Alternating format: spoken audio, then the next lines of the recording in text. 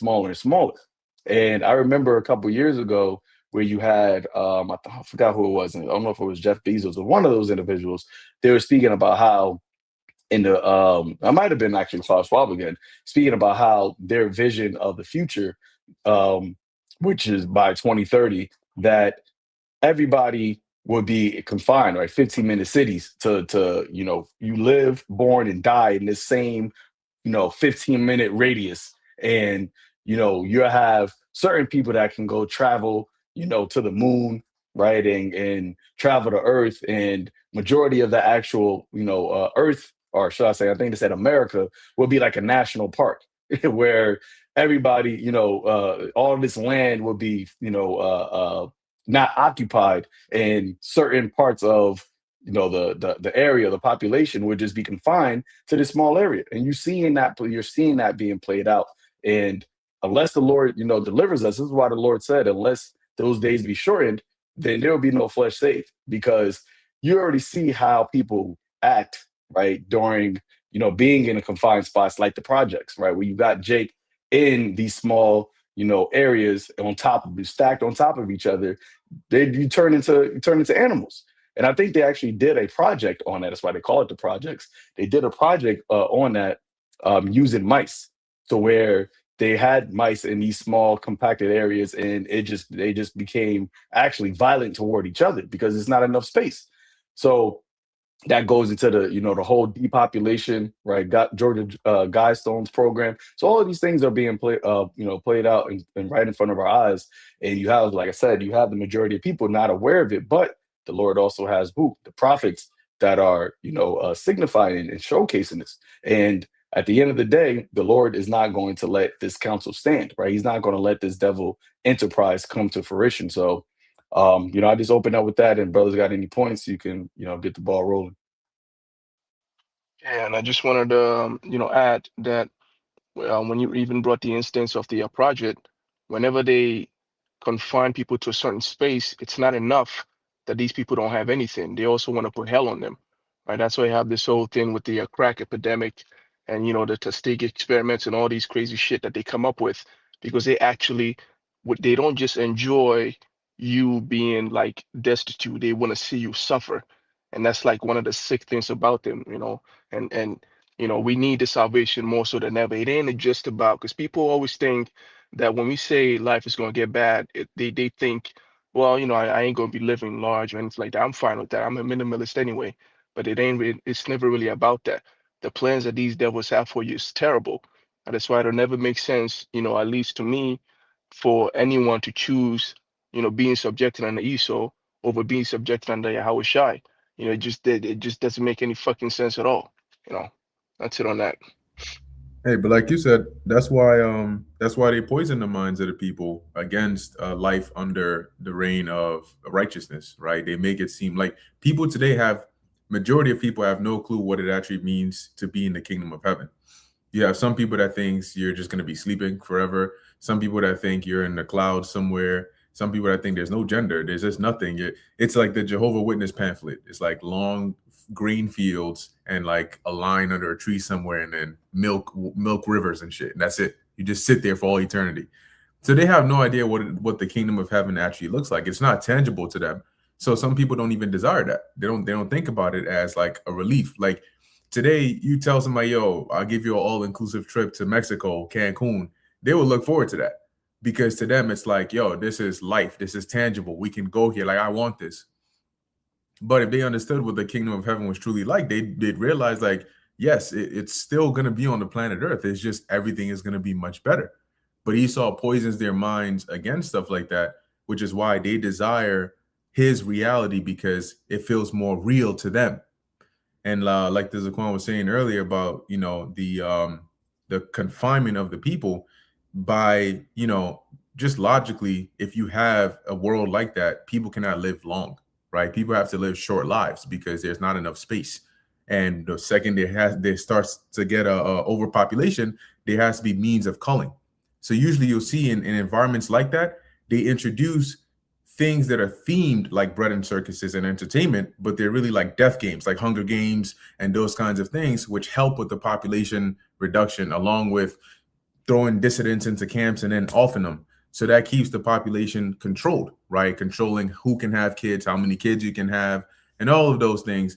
And on top of that, in a world like that where Esau imagines, where you go from a human being to a transhuman, right? With technology inside of you, your body's not designed to live under those conditions. So it won't be long until you start to deteriorate, because that's not how you can't merge biology with technology. That whole biotech is off. All right. It's off because they don't even fully understand the human body. So what they can see is, oh, it looks like it's working. What they can't see is the damage that's being done, whether it's on a smaller scale than they even imagined. Then they wonder why 10 years down the line, people are having, certain defects popping up, and they're wondering, wait, what's going on here? So that's this devil's mindset. But like the Zaquan pointed out, this is why the Lord is bringing this place down, because this is not the paradise that he created. This is really just a way for us to learn how to enjoy paradise. That's all this is. This is just punishment, So this is Jeremiah chapter 51, verse 8. Babylon is suddenly fallen and destroyed. Howl for her, take balm for her pain. If so be, she may be healed. And what's interesting about this is that it's not really sudden, but it feels like it's sudden. If you've been watching the trend, you can see this place has been falling for a while, but it moves gradually, ever so slightly, that those that are falling with it don't feel like they're falling, right? And so to them, it's just like, oh, everything was fine until one day it should just stop working. No. It was already on its way to stop working. It started slowing down, but you slowed down with it. So you didn't realize that. But for us, who the Lord has opened up our eyes, we can see, yeah, this place is going down. Like it's almost at death's door. Verse 9, it says, we would have healed Babylon, but she is not healed. That's why Spirit Airlines ain't getting bailed out. Forsake her and let us go, everyone, into his own country. For her judgment reacheth unto heaven and is lifted up even to the skies. And eventually that's what people are going to realize. There is no coming back for America. There is no saving this place. This is out of man's hands. This is in God's hands. And when they start to see, because the Most High set it up to where it's going to be they talk about a poly crisis, they're going to realize what a real poly crisis or a poly judgment that the Lord is going to bring upon this place, as it says in Isaiah 47, right? Widowhood and poverty and all of those shall come upon thee all at once in their perfection, suddenly. Yeah, you brothers got it. Yeah, Khan, that's heavy, because I was actually going into some information that George Orwell was bringing out, and I think Bakar was talking about it this morning about. I actually have the video here. I'm going to play it in a little bit, but I want to get this quick precept here, going back to the point that Zaquan you made about how ultimately these devils are stripping life down to its bare minimum, where you're on survival mode at all times. And when you have people moving like that, there is no such thing as, I'm going to think of a way to escape this prison, or you're just thinking about survival. You're always on the run. And that's the fear that they always want to put in people. Why do you think they have this whole concept of adrenochrome, where they have little children, they have them run in the woods, middle of the night, all scared, butt ass naked, being chased, and they execute them and drain their blood, right? That's Slaki, real quick, is the video that you have on that? No, the video I have is specifically on the future, right? The future, which is now. Yeah. So I was going to say, Slaki, that when you just mentioned that, there's a video I saw on IG, Freudian slip. I don't know if brothers have seen it, but I'll send it. And there was an old lady at the podium talking about talking about their agenda and all the things they've been doing, and she slipped up, right? She said like basically like from the laws they've been making to the politics they've been doing to the babies, the food they've been eating. So she slipped up right there. She said to the babies, I was like, what the fuck, babies? Oh shit. Yeah, see, years ago when we were bringing this stuff out, we sounded crazy, but we're going based off actual information from insiders, because a lot of these people that come out and talk about these things that goes on behind closed doors in the mystery of iniquity, they are insiders. Like William Cooper, otherwise known as Bill Cooper, he was an insider. George Orwell, he was an insider. Aldous Huxley, he was an insider. All these people are insiders. William Shakespeare, he was an insider. They called him the spear shaker. All right, and he was the one who pretty much originated or actually founded the English language that we have today, because they wanted to come up with something that could have some type of common grounds. When you have different languages, going back to Tower of Babel, there's confusion. You can't build a world order with different languages. You got to come to one center and then go from there. So that's why when you look at going back to 1400s all the way down till now, you start to see the building blocks take shape, which is going into the masonry, building blocks, right? But I want to get this real quick. There's a book of Isaiah chapter 5 and verse 8. It says, woe unto them that join house to house, that lay field to field, till there be no place. And that's what you're seeing right now, right? This whole concept of 15-minute cities, we've done videos on this years ago. And it's the reality of that 15-minute city. It's a prison city. Trump, was it a year ago, or when he was running for presidency or some shit, he said they're going to be building freedom cities. That's the term he used to frame your prison. He called it freedom cities. What does that mean? What do you mean freedom cities, man? But the reality is, freedom city is just a code name for prison cities. That's what it's going to be, and it's only going to be for those who are microchipped, right? If you're not microchipped, if you don't have the CHIP in your body, you will not be identified in this new system, in this new form of living. Over on Long Island, right now as we speak, they have 15-minute cities being built right now. You got some that are functioning right now. There are certain places you go, they have the whole thing laid out, right? And then they have the train right there. They got the malls, the strip mall, everything is right there. And the apartments are sometimes built on top of the stores. So you have a store on the ground floor and then apartments on the top. And everything is right in that same vicinity. You don't go nowhere. You just take the train, go to your work, and come back. You live in this 15-minute cubicle, so to speak, like rats. Okay? And of course, you have constant surveillance watching you. Everything you do, everything you say is being controlled and monitored, all in the name of safety. Nah, bruh. This is a prison. Okay? It says, till there be no place, that they may be placed alone in the midst of the earth. So going back to what Zaquan was saying, they want to use all this global warming and climate change and all this extra shit to push the populations into different parts where they would like them to be, densely populated areas where it's easier to control, right? They're messing up the housing market. People are going to be migrating from place to place. That's all part of the geoengineering of this new so-called world that they're going to be creating, or they are creating, this reimagined so-called world that they're creating, right?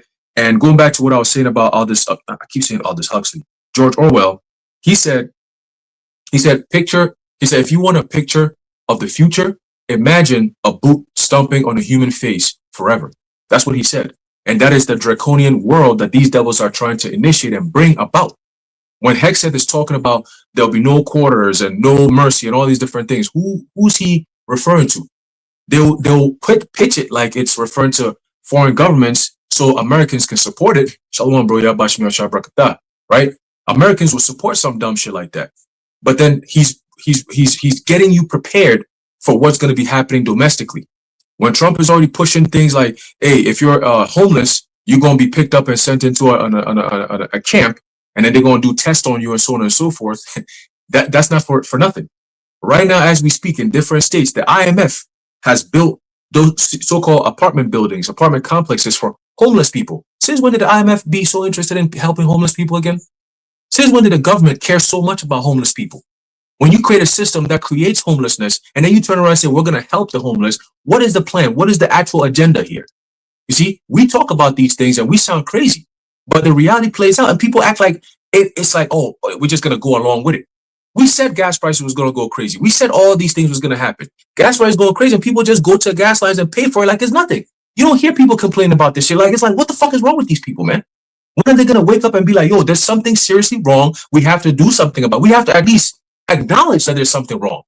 You know, like Bakar, the point you made, it's like the shit is going down and they're slowing down to go down with it. You know what I'm saying? It's like, what? It's like, jump off the train and look at the train go burn down, man. But no, they're going to be on the train, partying and jumping. And then we get off the train and we say, yo, this train is going, it literally falls off the cliff. And they're like, oh yeah, you just always fear mongering. We all having fun. We all partying. Why? Because the whole train is packed. So therefore it must be good. Nigga, you must be out your monkey ass mind, bro. You know, but this is what's going on right now. We talk about it. We say it. We show it. We give you the evidence of what's being said by these people years in advance. And then it happens, it plays out, and people act like it was never spoken of, it was never said before, man. All right, but I'm gonna show you this clip real quick. All right. It's helpless. If you want a picture of the future, So like, hold on. imagine a boot. It's helpless. If you want a picture of the future, imagine a boot stamping on a human face forever.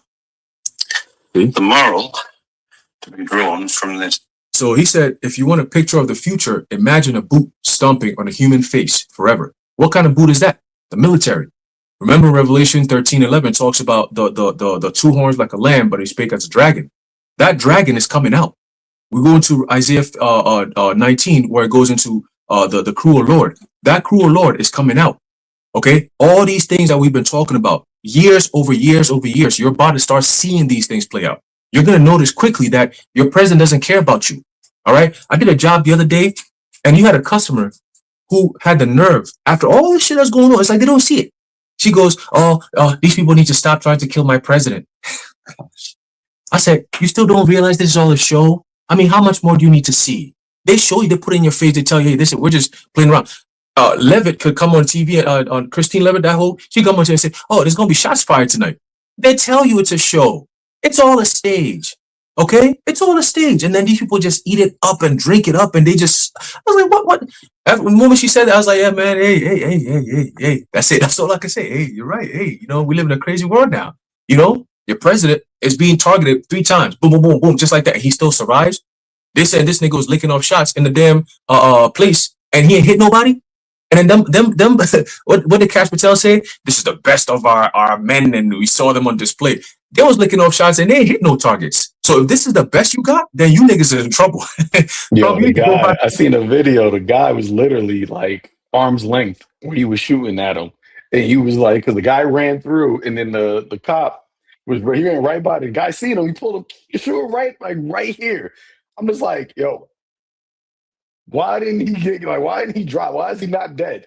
And then they said, like, oh, when they arrested him, they was like, oh, we got him, he's not injured, and X, Y, and Z. I'm like, how? And they show a video of him getting literally shot at point blank range, and the guy let off multiple rounds, but he does no shots, nothing. I'm like, yo, like how you said, they're doing this in front of people, and they're showing how they can just tell you something. They can show you a lie, show you something that is like don't match, but as long as they tell whatever they tell you, now people are in this mode where I don't believe my eyes. I'm just going to believe what they tell me, and that's where they want people. That's the actual sorcery. That's the enchantment that people are so engulfed in. Is to where it's like I don't believe what I see. I don't believe what I hear. believe what they tell me, and that's it. Going back to what the jump shot. I don't care what's in it. I don't care. I'm just going to take it. And and something you had mentioned about, I think Picard mentioned there also about how to train, how everything's going down, but nobody sees it. I actually was having a conversation with somebody I know in the world, and we were just talking about like the flights, and we were talking about and I told him, I was like, yeah, the flights are going, like flight prices are going up because of the gas is going. I didn't mention the war. I was like, gas is going up, and I was like, gas is connected to jet fuel. And then I was like, yeah, so the tickets are going to be more today's price than yesterday's price. And he was like, yo, bro, what the fuck? I didn't even realize. I'm like, I started to text like, you didn't realize gas was going up, but I was like, you know what? I'm not even going to do that because it's just like, if you not realize, but I realize because everything is going down.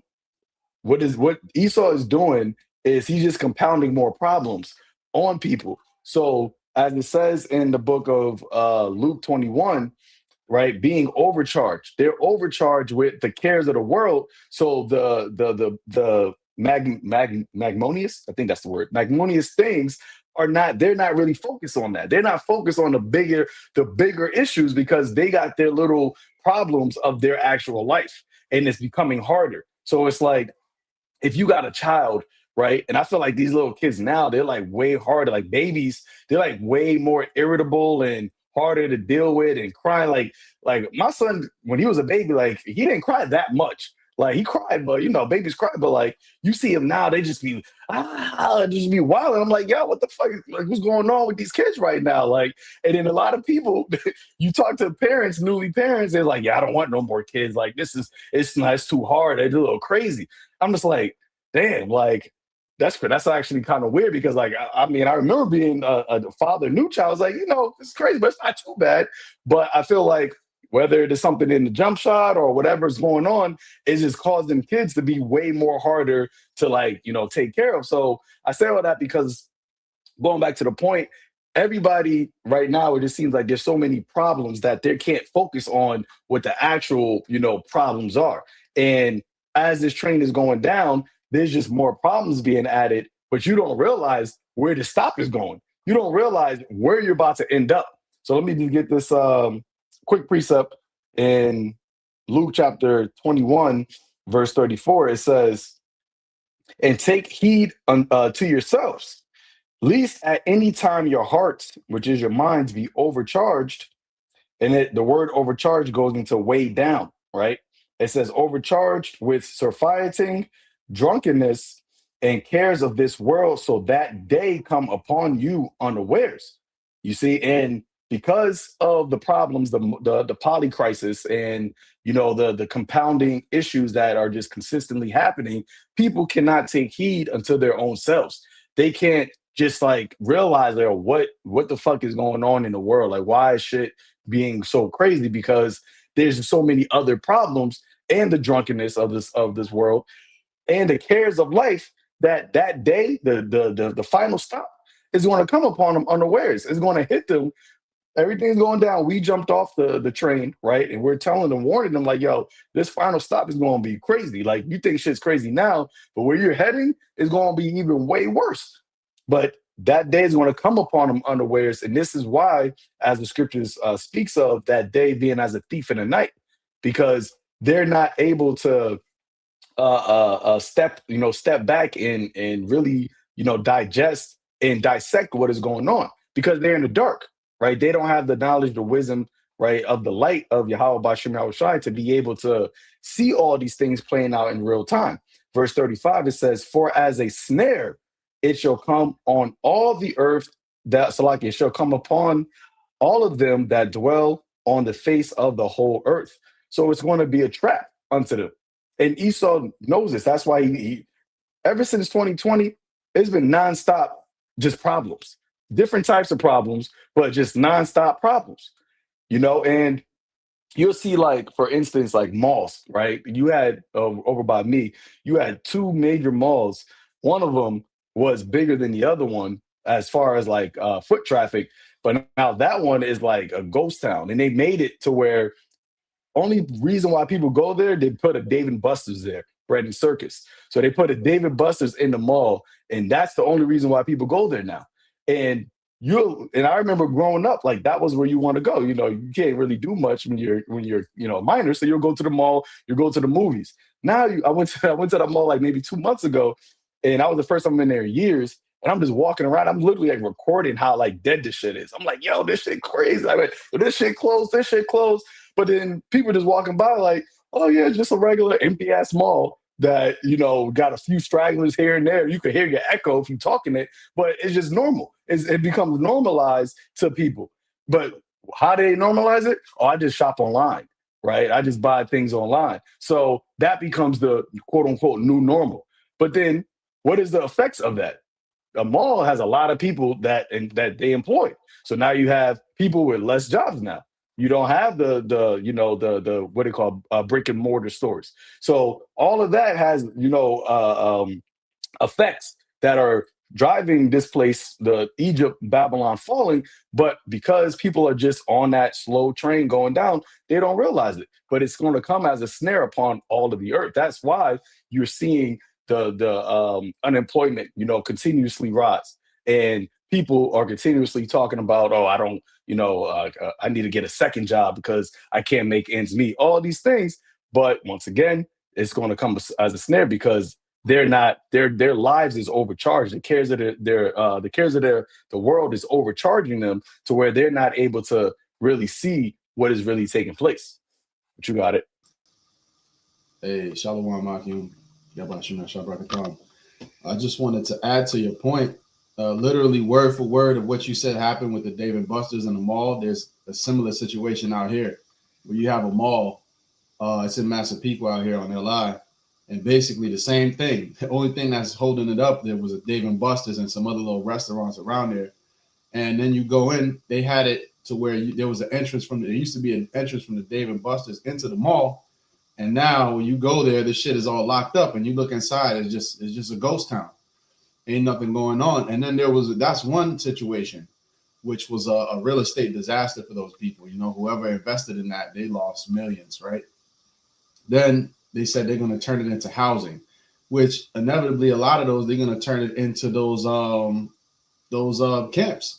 All right, for those, you know, the centers and things like that, that people that, you know, are resisting what they're trying to roll out with the MOTB. That's what they're going to use it for. And then also there was another situation with another mall out in Hicksville. Yeah, that's right. It's just like they show the boys, man. And, you know, they play it out. But there was another mall too, where now I went there literally a few months ago. There was a few stores, but I seen like signs of cracks in the foundation. In other words, like other stores will be certain stores, like every other booth will be like closed down, or every other unit will be shut down. And then I come back a few months later, I'm like, let me just browse, you know, stroll through there, you know, by myself without the fan, because they always be getting on my nerves. So sometimes you need to go by yourself, air it out. But then I go in there, the whole shit is shut down. All of the units are gone. Only thing left is a Target, an IKEA, and it's just the big players, so-called, are the ones that they're allowing, like Target, you know, Walmart, you know. But then they come to find out, oh, they're about to tear the whole shit down and make it an outdoor mall. Why? Because the energy prices are going so high that in order to cool and heat the whole mall, it's not even worth it for them. That price alone is going to put a lot of these people out of business. And now, segueing into everything that's going on, these people have no idea, because America, relative to the rest of the world, is insulated from the energy crisis that's unfolding, right? So yeah, the energy prices are rising here. Electric's going up, oil's going up. People that use oil to heat their houses, that's going up. All right, but it's not as bad as places like the Philippines, where they're actually rationing already. And they're saying no sign of this thing slowing down at any time in the near future. All right, even the optimistic geopolitical guys like Mario, you know that dude Mario Nawfal, that dude is a damn agent, man. You know the way he be talking, he's a damn insider. You know, he got his 7K from the Israelis, and he's good. But basically, he was even saying, talking to Colonel McGregor, that he was like, yeah, I got to get out of Abu Dhabi. I should pack my bags because shit is about to go down. So we see how it is. You know, they slow burn the whole thing out. But it's another example of this place on its downfall. And I had a precept, and I'll pass it. But this is because you mentioned that video you brought up of the dude saying it's like somebody getting stomped on their face constantly.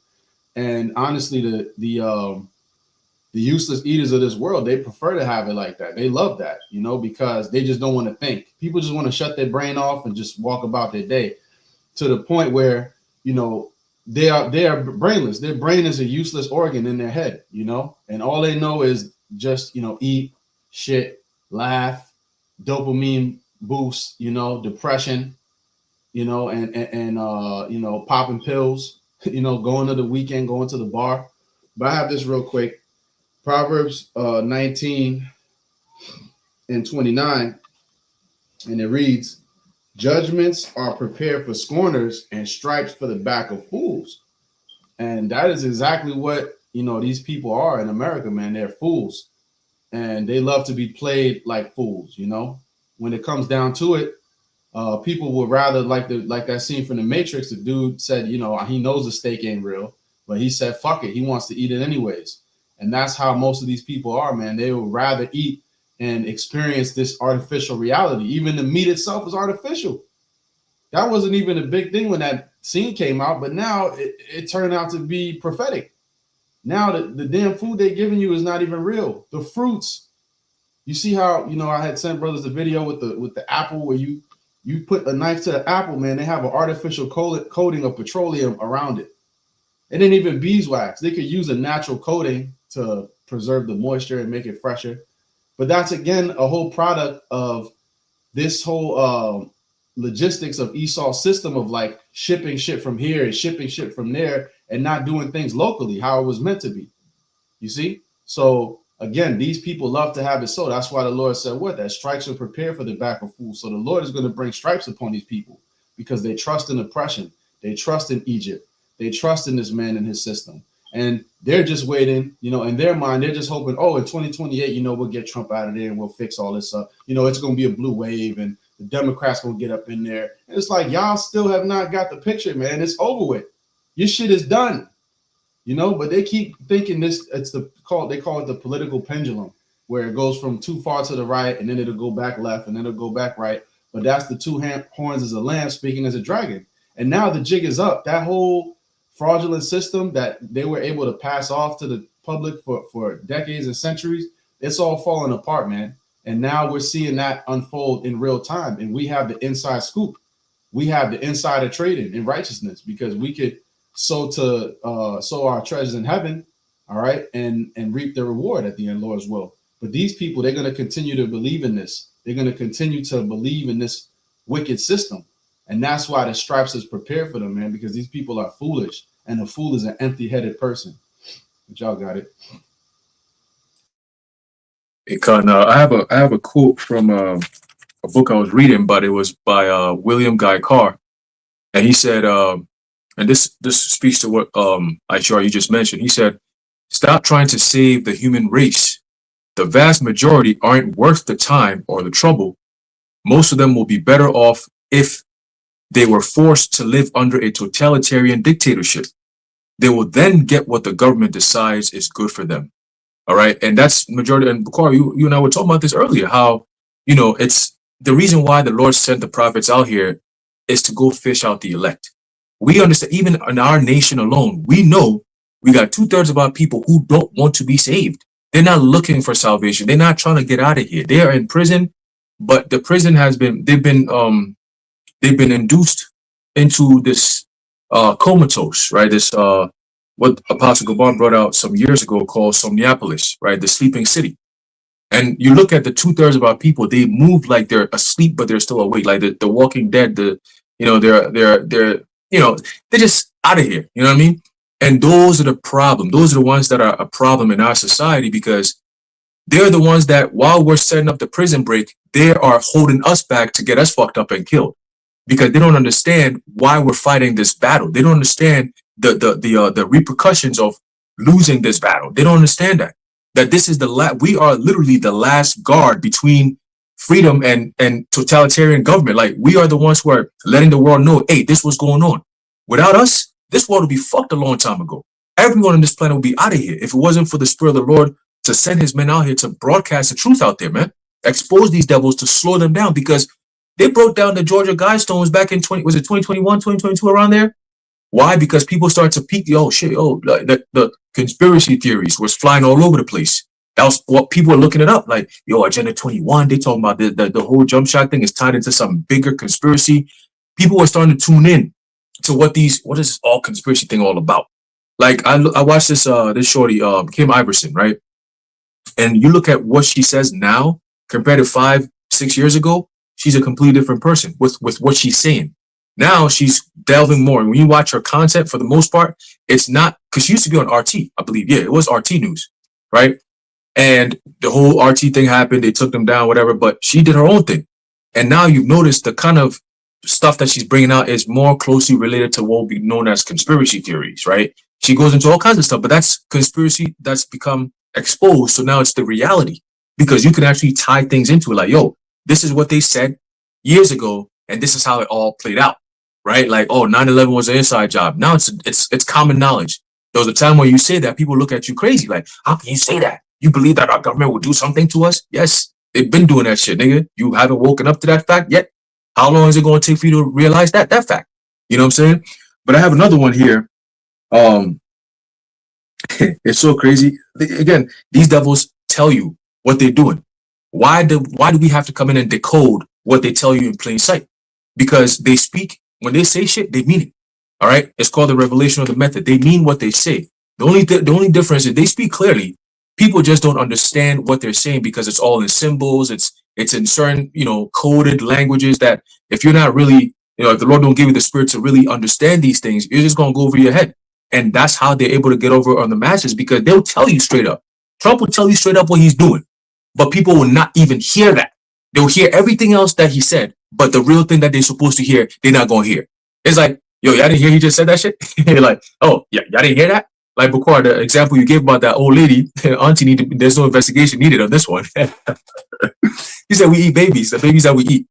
Wait, what are you talking about, the babies that we eat? And then King Charles, they say he suffered from some type of disease or illness that comes from eating babies. The Clintons, they're going through the same thing, eating babies. I'm like, bro, like, we've been saying this was going on. They do this shit. They do this shit. Like, this is what they do. What Trump said in his interview, I knew he was going to say that. I'm not a rapist. I didn't even rape anyone. But you can clearly see, like, yo, yeah, you did, nigga. Definitely, I'd be saying it like that. So, like, you got. Well, that's because the heat is getting to them, right? They pretend like they don't hear what we say, but that's how you know everything we say. They hear it, they listen, they watch, bro. They watch, and it gets to them. Their best thing is avoid it, don't give it no attention. It's just gonna go away. But then the more you avoid it, the more it's growing, and now you have to address it. But they don't address it how they're supposed to. They demonize us, right? They make us, oh, those guys are crazy. Oh, conspiracy, don't listen to that. But everybody's listening to that. So what they're gonna do? They're gonna have to come in and make their move. Okay, but I got another one real fast. This is from Adam Weishaupt, and he said, "We must win control over the common people in every corner, like Hexeth was saying, right? This will be obtained chiefly by means of the schools. In like manner, we must try to obtain and influence the military academies, the printing houses, which are the media, the booksellers, shops, chapters, and in short, in all offices, or even in directing the mind of the man, painting and engraving are highly worth our care." So, in other words, indoctrination from a very young age all the way through. We're gonna control every system. That politics, we control that. The entertainment industry, we control that. The churches, we control that. The banks, we control that. Everything that you may think of as, oh, this is what I need to survive in society, we control that. They created society. Okay, so now we come up and we say, hey, this is what's going on. This is how we're going to get out of it. It can't be done by physical means. You're not going to break down this system because you want to pick up arms and go. No, it has to be a spiritual breakdown. Remember, when we took over Jericho, we didn't lift up any sword. The Lord told us for 7 days, once a day, you're going to go around the whole entire city, right? We did that all once a day, the whole time. On the 7th day, the Lord said, we're going to go around it 7 times. And on the 7th time, we're going to blow the trumpet and the whole walls came down. Okay. It's the same thing equivalent to today. The Lord is not asking us to go pick up arms, go take down the White House. Listen, man, if the Lord wanted us to do that, we would have been done that a long time ago. Esau is no match for Jake. That's just what it is, right? But the Lord says, no, we're going to do it in a grand fashion, in a grand way, where Esau can't say, oh, these guys are terrorists, we're going to have to go. No. He says, I'm going to handle it. Go out there and speak. And once they decide they want to make the move and touch you, I'm going to step in and do what I got to do. Did not the Lord tell us through King David, touch on my anointed and do my prophets no harm? We are in that stead right now. Okay, and we're inching closer and closer to those, what they call the pivotal time of the moment, the pivotal time of the battle, where it's life and death. This is the, I got to give it my all kind of thing, and let the Lord do the rest. So we're inching closer and closer to that. And that's why you're seeing everything being exposed in these last days. 2 Thessalonians, the 2nd chapter. So at some point, you have to put 2 and 2 together and say, at some point, they're going to make their move. But not until they have everyone down and out, like what they're doing right now. Everything is mad expensive, like Zaquan, you were saying. People don't realize it, but by the time they realize, it's going to be way too late where they have nothing at all. Remember, if the goal is you own nothing and you be happy, and you're starting to see that life is harder and harder for you to own shit, you should know that these shit is not conspiracies, man. These niggas are dead ass on what they're saying, And if I'm listening to the prophets, I may have a better chance of knowing what to do, when to do it, how to do it, right? But you got people who are just doing whatever the fuck they want to do, and then they come against the prophets. What do you do with people like that? You could wish death upon them and wait for the Lord to destroy them. That's the best you could do. But we ain't looking for niggas like that. We're only looking for the elect, because the elect are the only ones who understand the battle and the times that we're in. Everybody else is just whatever. They're in the prison, and they are the guards of the prison, and they'll kill you if you try to escape that prison and even try to help them get out of that prison, man. So why bother with these people, right? Your brothers got it. God, I have a quick precept here, just based on what brothers were saying, and ultimately this is why it's so easy to, at least now, for them to enact their plans. Because sometimes you wonder, this is something that they didn't come up with this yesterday, but like 5 years ago. Like some of these plans are centuries old, right? So why take so long before actually implementing this, right? This new world order has been something that's been talked about for decades and decades and decades, and yet it's still like you're still inching towards it. Why haven't you just gone ahead with it just yet? But another observation you can make is they've been picking up speed over the years, and that's because the first thing they had to do is disarm the minds of the people. Back centuries ago, people were much smarter, right? They were more intelligent. Like today, if you really look at how society is today, there's not really as much discoveries or inventions or innovations made by people, like average people, anymore. Back then, they did more with less. Now you have more, you do less. So they disarmed the minds of the people. Like I think his name is Paul Harvey. And If I Were the Devil, his that 2-minute sort of poem speech, whatever it is. But he shows you some of the tactics they use, the subversion tactics, to actually destroy the nuclear homes, to separate, to pit people against each other on different facets, right? Gender, race, politics, all of these different things, right? And the way they made women promiscuous, all of these things have now made people so dumb, docile, and like you said, intellectual laziness, right? People don't want to think. So now it's much easier for them to, it's not even pulling a fast one. They pull a slow one on people, and people still, don't catch what's going on. So now it's like, okay, much easier to go ahead with what we're doing, because we can literally come and tell them, yeah, by the way, this is exactly what we're going to go do. And then they'll say, yeah, no, you're not. And then we'll do it anyway, because they're not going to do anything about it. We told you when they started this war, he said, what, 4 to 6 weeks? I think that's what he said. Yeah, I guess we're still in the 46-week span, right? It's been months now, and the 4 to 6 weeks ain't over. And it's the same shit they pulled when they brought the lockdowns. 2 weeks, flying the curve. 2 weeks, flying the curve. And then you can go back outside again 2 years later. So it's the same tactics they pull over these people. But now you see that people will really believe anything, right? I think this Quan just was mentioning this. And I did a lesson yesterday on an example of this, where you had a journalist basically she was speaking to, I think they might have been like scientists, or the way the guy was talking, he sounded like typical nerdy speak, but like he knows stuff, right? And she's here saying there's no genetic difference between black women and white women. And he's like, well, what are you talking about? Like the color coding in their skin is from their genetics. What do you mean there's no genetic difference? And she's like, no, but for the record, I'm saying this is what the government is saying. This is what the NIH and the AMA have published. There's actually no genetic difference. And the guy's body, he's like, he's hurt. Nerds, when you say some retarded shit, it really bothers them, because he's like, it's like saying the sky's not blue. Like, what are you saying here? And she's like, well, like people like you who believe that there is a genetic difference between these, it's kind of like the idea that's been used over the centuries to sort of, push people in a certain direction to control them. And I'm listening to this shit like, damn, like you can see the difference between a black woman and a white woman, right? The fact that they even look different is that the fact that you say white and black to classify them is a difference between them. And if there was no genetic difference, we'd all be clones. We'd all look the same exact way. So the fact that common sense is being argued to the point here, somebody left a comment and said, I like how she didn't let the facts interrupt her narrative. And that's exactly what it is. It's a narrative. So the AMA tells your ass that there is no genetic difference. You can see the difference, but if the AMA says it, no, then you got to follow that. So they now have blind faith in Esau Edom, because he has taught them not to think, but to let him think for them. And the only form of thinking they do is to find out what he says they should think. This is like the George Orwell 1984 tactic, just used in a different way.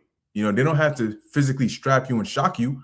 They'll just use this mental deterioration tactics that they've been using. So how do a people like this do what it is that these George Orwell and William Cooper were warning about when they said, don't let this happen? right? Don't let it get to the point where your governments have this much power. These people ain't gonna do that. They're not gonna fight back. They can't. They don't have the minds to do so. So people like this going into a time like Jacob's trouble, when even those centuries ago, which were on a much higher intellectual level, a much higher spiritual level, were afraid. Like Ezra was a prophet. He knew that the Lord loved him. And he said he was terrified seeing these things. So what chance really do people in this day and age even stand going into a situation like this? Absolutely none. This is Isaiah 19:11. It says, surely the princes of Zoan are fools. The counsel of the wise counselors of Pharaoh is become brutish. How say ye unto Pharaoh, I am the son of the wise, the son of ancient kings? And the modern day equivalent of this, the Pharaoh would be like your president, and their princes are like the those that are in his cabinet, right? They're in certain positions of authority, but they are part of the court of the king, right? And they counsel him and advise him, like you see it in Game of Thrones when they have that little table and they have the king's hand, the treasurer, blah blah blah, and so on and so forth. And as it says here, they have become fools, right? That the counsel of the wise counselors is become brutish, meaning it's become stupid, it's become foolish. And it's so apparent that even us on the outside can see how dumb, they sound. Yeah, exactly. Yep, your Pete Hegseth, your Rubio, and so on and so forth. And you can see that, Dan, you guys are shit. If you hired me, I would have done a better job than your ass. Verse 12, it says, where are they? Where are thy wise men? And let them tell thee now, and let them know what the Lord of hosts hath proposed upon Egypt. The princes of Zoan are become fools. The princes of Noph are deceived. They have also seduced Egypt, even they that are the stay of the tribes thereof. And the stay is supposed to be like the support, right? So when you have a stay, that's supposed to be like what keeps you up, what supports you, what balances you, what nourishes you. But they that are supposed to be the support system, the advisors and the ones that keep this place alive, as it says, they have seduced Egypt. And this is why the spirit of Egypt is failing, because the people have been seduced, as the Lord said, that he has given them to believe a lie. And that's why they can't function for themselves. They're defenses. They're like sheep, just like in the book Animal Farm, right? That once again, George Orwell's Animal Farm, it shows you an exact example of that, like a boxer, the horse. That's how these people are. Verse 14, last verse, the Lord hath mingled a perverse spirit in the midst thereof. When you see people making like dough for pizza, and they grab the dough and they just they mix in the flour and all that, they mingling it. Okay, that's what they're doing, and that's what the Lord has done. He's taken that perverse spirit, he has mingled it, and it has permeated all throughout here. And you have confusion mixing all these things. Yep. There you go. That's that Babylon, right? That confusion. And as it says, a perverse spirit in the midst thereof, and they have caused Egypt to err in every work thereof, as a drunken man staggereth in his vomit. That's why everything they come out with is tacky, right? It breaks down. It doesn't last. And we see right through it because it's the perverse spirit the Lord has mingled in Egypt. You brothers got it. Yeah, I was going to say real quick, you mentioned the princes of Zoan. All right. And through the spirit, I forget who said it, but like modern day Zoan would be DC. Right, it might have been the elder Yahshua, but one of them elders, but he mentioned it, and I was like, yo, that made sense, because I thought about that before. I was reading that precept, and the first thing I thought about was, yo, that's DC. That's got to be DC, right? Because when you go into the word prince or princess, right, it says here, governor, overseer, magistrate, leader, great man, chief, preeminent representative of a group. That's what you have in DC. You have what is known as, like before, you were going into what the checks and balances, right? The state. Right, that's those who actually would be in charge of making sure that not one side has too much power and everything is stayed. Everything is on a balanced, equal playing field, so to speak. Right. So that goes into that. Right. It says so preeminent representative of a group or a class. Right. Yeah, that's pretty much it. So again, go back to the point about the modern day terminology. From what is written in ancient times, right? It's the same thing coming back. No new thing under the sun. All right. The Lord is clearly, his hand is on Babylon. He's literally working in the midst of Babylon. That's why you see what you see now. The confusion at an all-time high, but your brothers got it. Yeah, just looked on chat. I believe it was the elder Yashwan Baba. I just looked on chat and I just typed in, uh, would the city Zoan of ancient Egypt be similar to modern day Washington D.C.? And it said that there are some functional parallels. It says Zoan served as a royal capital during parts of Egypt's third intermediate period. It was a center of political authority, administration, and religious activity. So, like you just said, so basically that was like where the political power of Egypt stemmed from. So it makes sense why those counselors or those advisors would be in that region, similar to what you see happening right now in Washington D.C. You got the Pentagon, you got the CIA, you got the FBI, all these agencies, all of the Trump's cabinet, where they go to convene and have those behind closed doors meetings. It happens where in D.C. And something as Bakar was speaking about how the the advisors, seduced Egypt.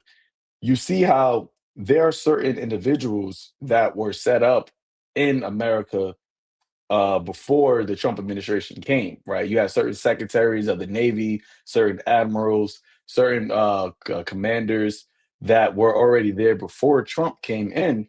And what you have noticed over the last few weeks with this whole war, Hegseth has been firing a lot of them, and he's been firing a lot of them because they are actual, military men, right? They live, eat, breathe, shit, military. So when they're trying to, do certain things that are strategically not smart, those men that are in that area that have been, came up in the ranks in the military, they're, saying to Hegseth, hey, this is not good. This is not going to end well. Like, we can't do this, or we shouldn't do this. But Hegseth, he has to report to Trump.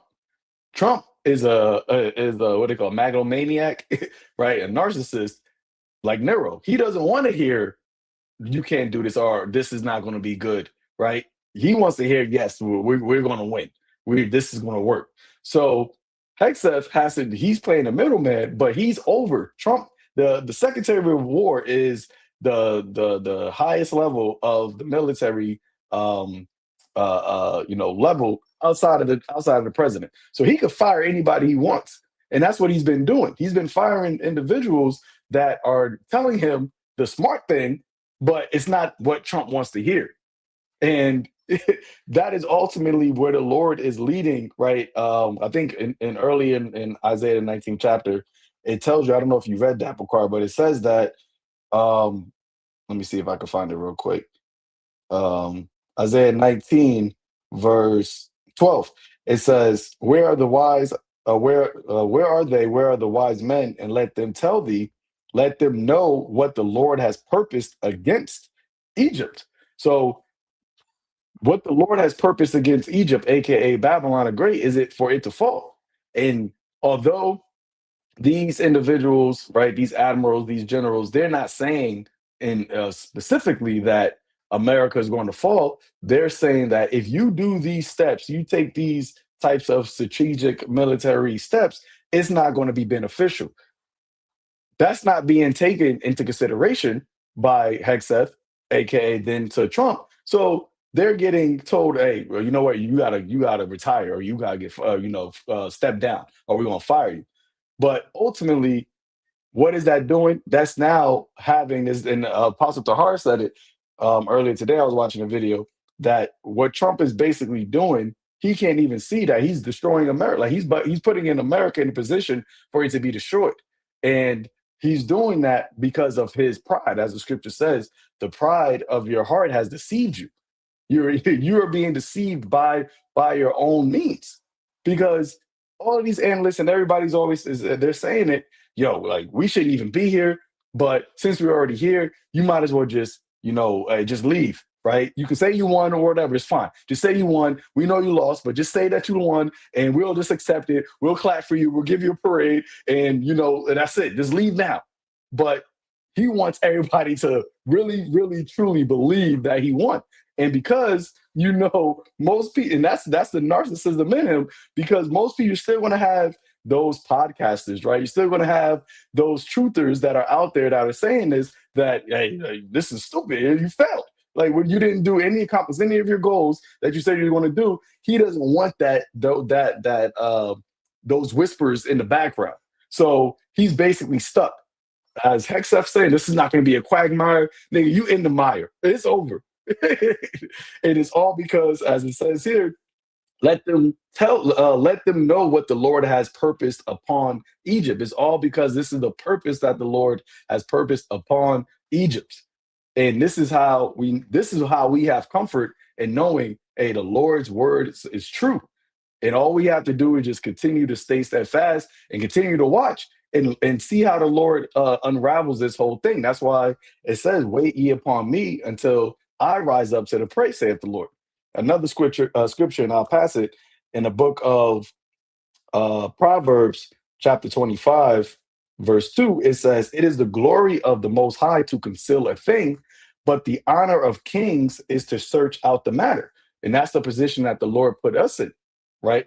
As the Lord concealing all this, and for you have these pundits and analysts and experts, they're trying to figure out what's happening and why are they doing this, and why are you said it was for nuclear missiles, but then now you're talking about oil and all these things, trying to figure out what Trump is doing. And he's being very what's the word, he's being very vague on purpose, because he really he mentions the strategy, but then he says that's not really what we're doing. And then he mentions another thing, oh, that's not what we're doing. Oh, Iran's a great country. We're working just fine. We can't talk to nobody. We can't figure out nobody. Like, he's just going back and forth, and this has in everybody. That's that mangled spirit. It's putting everybody else in a confused state. They're like, yo, what the fuck is going on? And if it comes from the top, as the scripture says, then it's going to come upon the whole people. So everybody's confused, and on top of the confusion, you got all of the hell, the prices, and all of this is exacerbating. So people are going to become more and more frustrated because there is no answers. There is no what really is the foundational issue that we're dealing with right now. But it is the honor of kings to search out the matter. And where do we go? We're not going to try to figure out, decode what Trump says. No, it's all in the scriptures. We already know what the end goal is. And this is why the Lord gave us the scriptures and gave us the spirit to be able to break this down and give it to the people. And the only ones that really are going to get it and understand it is the elect. As the scripture says, the elect have obtained it, and the rest was blinded. Because the rest was blinded because what? They were born in vain. Let the multitude perish, which was born in vain. Because at the end of the day, that multitude, they are still staying upon him that smote them. They still believe in the shadow of Egypt. They still believe in the strength of Pharaoh. And that is going to be your confusion. That is going to be your shame, because you don't want to take the counsel of the Lord. You don't want to arise and depart from this place. And as you're seeing Babylon fall, you say you are taking hold of it. As the scripture says, hey, those that, was Isaiah 13, everybody that shall be found holding on, roughly paraphrased, shall be thrust through. That's what's happening to these people. And instead of letting go, they get mad at us for telling them to let go. But you got it. I got a quick precept to back you up, Zaquan. This is the book of Isaiah, chapter 14 and verse 24. And ultimately, this is what the Lord has purposed. This is all that's leading to, right? At the end of it all, it's all because of the children of Israel, right? That's the main event. That's the main reason why all of these things that's going on around the world is happening. It's not because the Lord is like, oh, I'm just randomly bored. Let me just start some shit with Babylon. No. How come he's not setting up, like, Xi Jinping could have been a demon? He's a damn what they call a totalitarian dictator over there, right? But he's not. The Lord hasn't put he hasn't mingled a perverse spirit in his mind. He's good, right? Putin, same thing. It's not like they're a democratic, state like America or some shit. Nah, they're dealing with the same things over there, right? Or different things over there, right? With different leaders. Okay, how come only in America, the main event, all these things is happening? Why is that? Let's get it. Isaiah 14, starting from verse 24, says, the Lord Yahweh of hosts has sworn, saying, surely as I have thought, so shall it come to pass, and as I have purposed, so shall it stand. Okay, as it says in Isaiah 55, right? The Lord, his words doesn't come back to him void, right? It will accomplish everything that he set it out to accomplish. And it starts from the mouths of the prophets, okay? Because we're the mouthpieces of the Lord. So people have heard the words of the Lord through the men of the Lord, the prophets of the Lord. So there is no excuse. You can't say, oh, but I didn't know. Nigga, you was in church and you still didn't know. The Lord says, okay, I'm going to send my prophets out there to teach you, and you still didn't know. So you're not supposed to know. You're going to be destroyed, nigga. All right. Verse 25, that I will break the Assyrian in my land. All right. The Assyrians is representing Babylon today, right? Because you have different code names representing America, right? You have Assyria, you have Nineveh, you have Egypt, right? All kinds of different names. Okay. Right. It says here that I will break the Assyrian in my land, and upon my mountains tread him underfoot. Then shall his yoke depart from off them. All right. Is, in other words, the Lord's people, right? We're going to be taken out of this captivity that we're in. That's that yoke that's upon us. Okay. And so that yoke is going to depart from us, and his burden depart from off their shoulders. Okay. So Esau will no longer be burdening us. Okay, we're no longer going to have to worry about, we got to come out here and teach the truth because we're living in a society of lies that's built on lies. We're not going to have to deal with that shit. We're not going to have to deal with the Lord making their foreheads hard against our foreheads and all that. We're not going to be dealing with that, man. We're not going to have to be standing out there shaking the hands at the gates of the nobles. We're not going to have to do all that no more. Okay, because very soon those so-called nobles are going to be chained with fetters of iron, and they're going to be serving their time in slavery, man. 1,000 years. All right, 1,000 lashes each day, except for the Sabbath days. All right, you got to serve your time. Verse 26, this is the purpose that is purposed upon the whole earth, and this is the hand that is stretched out upon all the nations. Okay, so there's a little bit more. Hold on. There's a little bit more. Verse 27, for the Lord Yahweh of hosts hath purposed, and who shall disannul it? And his hand is stretched out, and who shall turn it back? Nobody. That's the answer. So DJ Trump, Pete Hegseth, all right, I coined a nice little acronym for him. PP, Pete, Pete Punk Bitch Hegseth, PPBH. All right, that's his new shit. All right, because that's who he is. He's not a real man. All right, he's nothing but a punk bitch. So Pete Punk Bitch Hegseth. That's it, and it fits him. It's perfect. His attitude is like a brat, he's like a bitch. So that's fitting for him. And guess what? He's under the command of the so-called commander-in-chief, which is DJT, another pussy. All right, because he's never served in a real military time. He's what they call him, a draft dodger. All right, that's what they call him. That's a title of your commander-in-chief. Think about that. How embarrassing is that? Your Secretary of Defense, because they want to push this Secretary of War shit. It's never been, no, it's Secretary of Defense.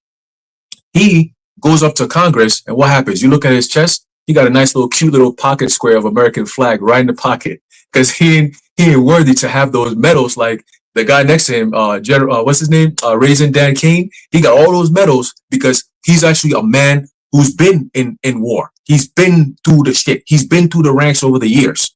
Okay, that's why you notice their demeanor is very different. I've been watching everything. Dan Kane, when he's answering questions, you could tell that he's the only one right now that's left that has some type of sense in his head, and he's kind of like, yo, like, this is tough. You guys are putting me in a very tough spot, so I'm going to do the best I can, but I got to do my job, right? Hegseth is more like, fire all these guys, get all these niggas out the way, get all these women out the way. We're going to do it how we want to do it. There's a new ethos and the new this, and there's a new energy that we need to set it up, and you got to do your push-ups, and you got to, nigga, who the fuck is you, bro? Like, all those men there, they don't even respect this nigga. At some point, somebody's going to grab this nigga somewhere in a dark alley and whoop his ass, and he's going to be holding press conference with his face purple and shit. That's what's coming for that nigga, man. Somebody's going to get him. Somebody's going to get that nigga, because all these niggas is all weak, all right? And the Lord's going to expose you, every last one of you. Like it says, who is going to turn back the hands of the Lord? Nobody, man. Okay? But y'all brothers got it. Hey, his name Raisin K, man. That's that right there goes to show you, like, come on, that's the connection right there, man. And raise means to what? To destroy something. You see? So Raisin Cain, man. Yeah, Cain is going to be raised. You know, Esau, Edom. Y'all got it. God, I just wanted to get back in Isaiah 19. It's actually interesting because I was just reading like the chapter real quick. And it's interesting how the Lord set it up, because when you read from like the top, it already starts off where you got Egyptians fighting Egyptian and neighbor against neighbor and all these things. But then when you read down in the middle of it, it's like, where's the wise men? Where's the counselors? Like all of the purposes and all of these things. So it's kind of like the reason why Egyptian is fighting Egyptian is because the counselors, right? The wisdom failed Egypt. The spirit failed in Egypt and all, and all this. And the Lord does that often, to where you can have a chapter and there's certain parts of the chapter that comes before, in a succession of events that comes first, even though it might in the actual chapter come behind it. So reading this Isaiah 19 verse, I start at the top. It says, the burden of Egypt, behold, the Lord rideth upon a swift cloud, and shall come into Egypt, and the idols of Egypt shall be moved at his presence, and the heart of Egypt shall melt in the midst of it. Now, this is speaking of when Yahweh Shai comes with the chariots, that he's actually going to enter into the house of the thief and destroy this place. But this is the last thing to happen, in all of the events that you read in Isaiah the 19th chapter, right? Once Yahweh Shai comes, which is going to be during World War III, he's going to destroy, right? Destroy it, and destroy the idols and destroy everything that's in it. It says that I will set the Egyptians against the Egyptians. Well, how can he set the Egyptians against the Egyptians after he destroys it? So that right there lets you know as well that there are events that take place because of things that happen. And this is what we always speak about, like Second Ezra, the 15th chapter and the 16th chapter. There are certain things in it that, although, and I know Bakar mentions it a lot, you have chapter, book, chapter, verse. It may be that a chapter comes before in events alignment chronologically before the previous chapter. So this is why you need the Spirit of the Lord, and you need the men of the Lord to teach you, because that's why you have a lot of people that don't touch Revelation, right? A lot of Christians don't go into Revelation because they're clueless. I remember growing up, the pastor always would say, "Oh, that book is sealed," and I'm like, okay, so we're gonna find out then, when it's unsealed. When you read the scripture, the Lord, like, he unloosed all of the seals. So then, why is it sealed to you? But you go to Isaiah the 29th chapter, it told you why it's sealed, because he wasn't given the understanding. But reading here, verse 2, it says, and I will set the Egyptian against the Egyptian, and they shall fight everyone against his brother, and everyone against his neighbor, city against city, and kingdom against kingdom. And the spirit of Egypt, and the spirit of Egypt shall fail in the midst thereof.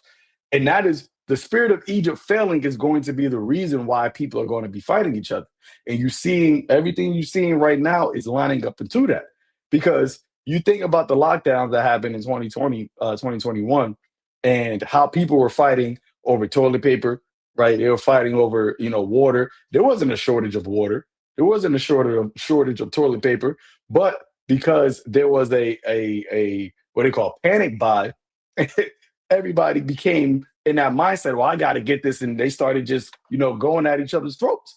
But now you're living in a situation where they're talking, and because of the whole Hormuz being shut down, that is affecting fertilizer, and which is going to affect food, right? The actual scarcity of food, famine. They're talking about energy, gas. That is going to become a shortage. It's going to actually be where now people have a limited supply of these things. So how much more when it's not just an actual I'm panicking, but this is the reality. Like, oh, there isn't these things. There is no gas. There is no water or food or any of these things. That is why people are going to fight against each other.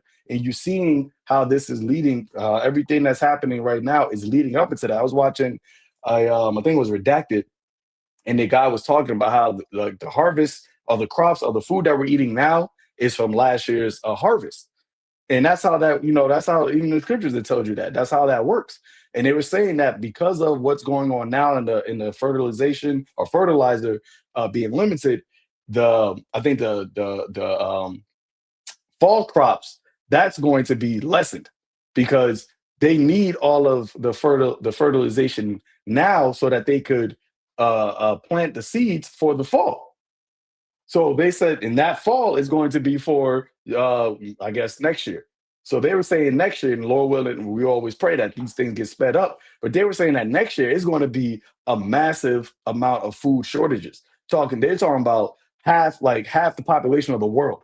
So 4 billion people are going to be in a famine by next year, and that's just based off of what has been going on now. And they saying that if this continues, it's going to be crazy. And when you think about it now, it's like when the Lord says a time like no none other, people really don't understand like how bad that really can get.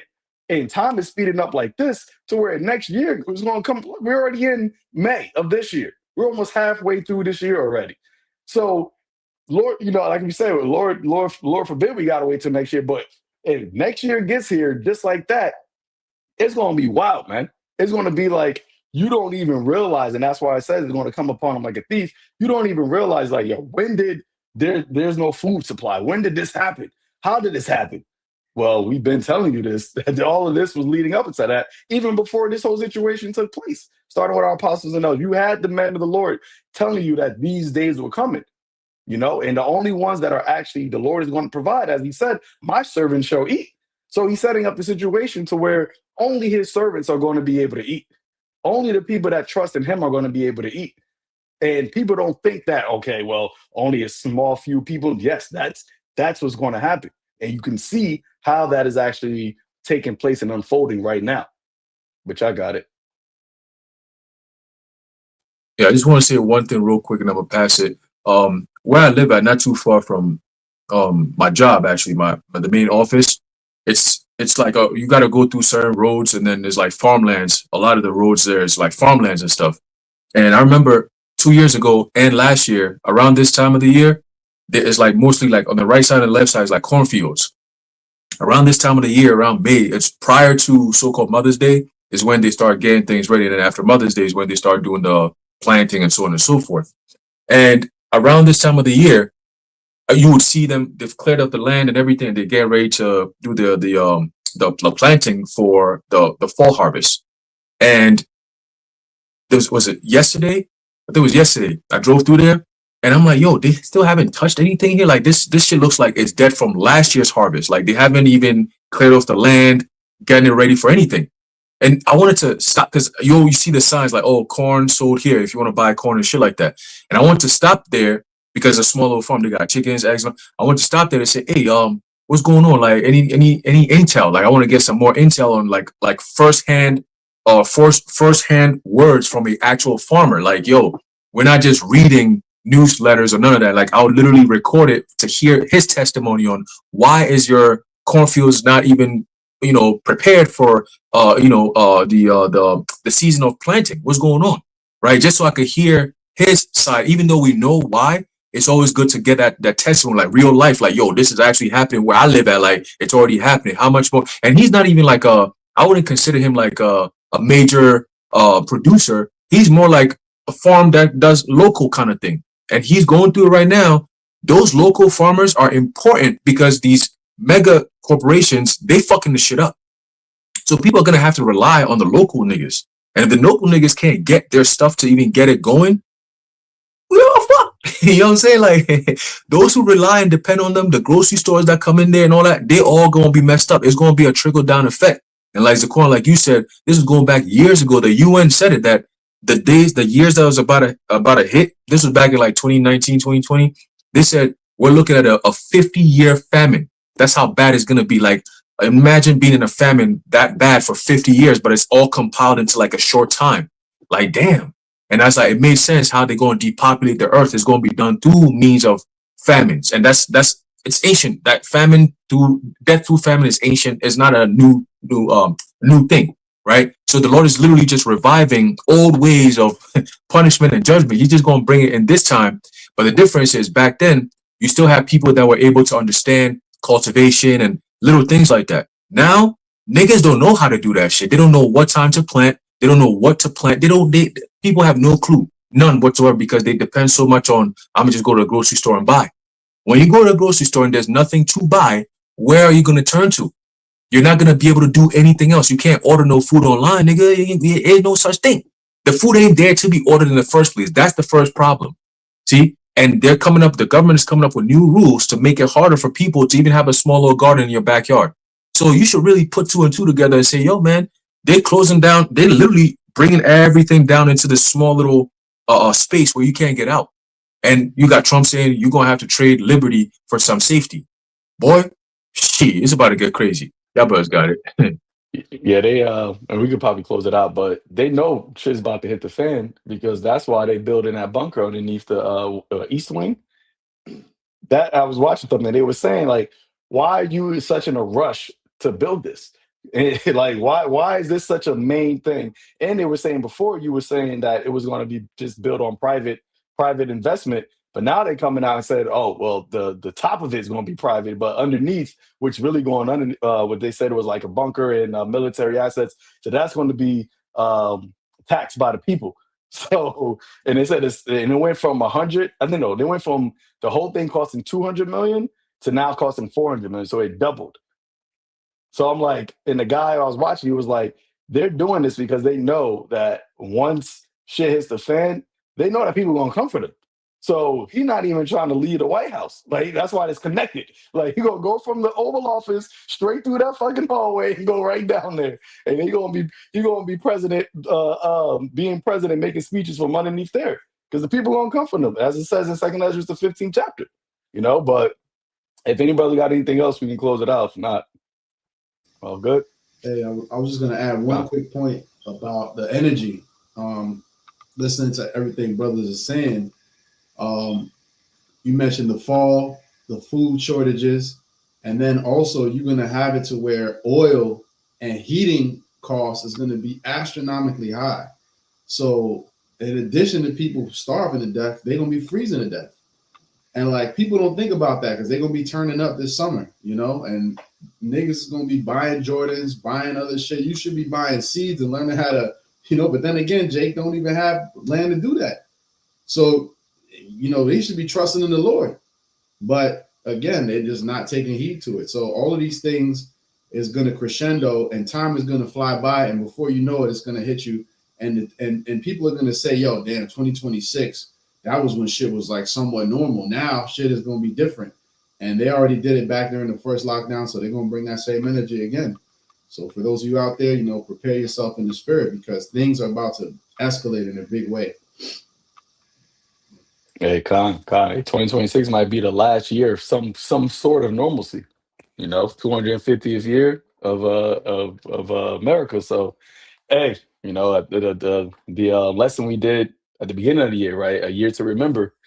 And so that's what people are gonna remember it. And that was 2026 was the last year. But hey, so we're gonna close it out with that. Lord willing, this was edifying unto the elect, giving all praise, honor, and glory to Yahweh, Bahashem, Yahweh Shai, Bahashem, Rakah Kodash. And until next time, shalom to the elect.